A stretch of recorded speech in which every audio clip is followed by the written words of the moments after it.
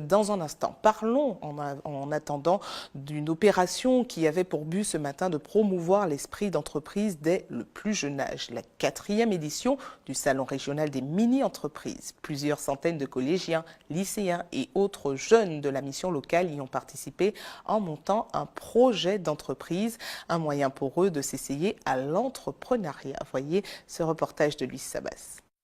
Là, nous avons quoi? À la patate douce. Pâte à la patate douce. Wow. Le produit est innovant. Non, je trouve ce produit excellent. Une idée de ces mini-entrepreneurs. Avec les pâtes, ils présentent aussi de la crème, toujours à base de patates douces. Du tubercule à la farine, le produit semi-fini, tout le processus de transformation est maîtrisé par ces chefs d'entreprise en herbe. Les patates douces que nous nettoyons, puis nous les épluchons et les séchons grâce à un séchoir. Après, nous obtenons des patates douces, des pétales de patates douces séchées que nous mettons après dans un moulin qui donne de la farine de patates douces. C'est un produit semi-fini.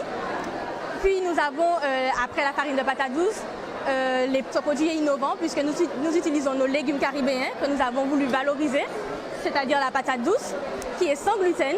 Ça veut dire que tout un chacun peut l'utiliser, les diabétiques, les obèses, tout le monde. Collégiens, lycéens, post-bac ou jeunes des missions locales, ils sont plus de 500 à défendre leurs projets d'industrie ou de service.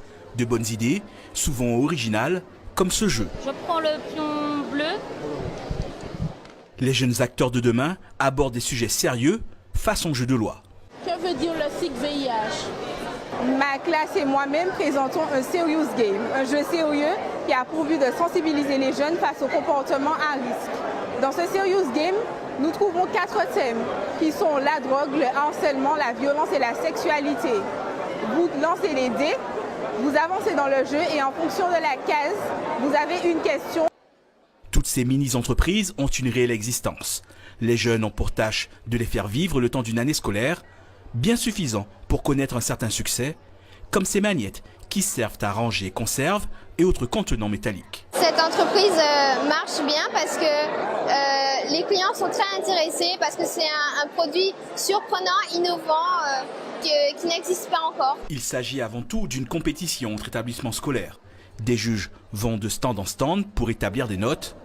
Un jury premier à être impressionné par l'implication des élèves. Ce sont des jeunes qui, dans le quotidien de travail au collège par exemple ou au lycée, ne s'expriment pas beaucoup vis-à-vis des adultes. Là, ils ont des capacités d'expression, d'argumentation, ils nous sollicitent, ils viennent nous chercher pour nous présenter leurs produits et c'est absolument extraordinaire. Le Salon des mini-entrepreneurs en est à sa 4e édition.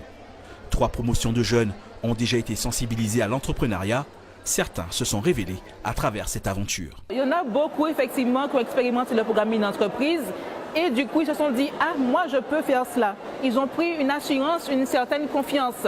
Il y en a beaucoup qui souhaitent reprendre parce qu'ils ont la possibilité de déposer, de protéger l'idée de leur projet et de reprendre cette idée pour effectivement la poursuivre après les études. Et il y a beaucoup effectivement de jeunes qui ont expérimenté l'aventure il y a 4 ans et qui sont en phase de création de leur propre entreprise. Donc on peut dire effectivement que c'est très bénéfique pour nos jeunes. Les vainqueurs de cette compétition sont connus. Ils représenteront la Martinique au championnat de France.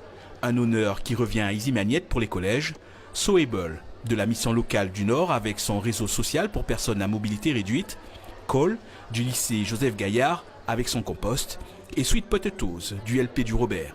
Ils défendront leur chance à Paris le 29 mai prochain pour peut-être continuer l'aventure au niveau européen.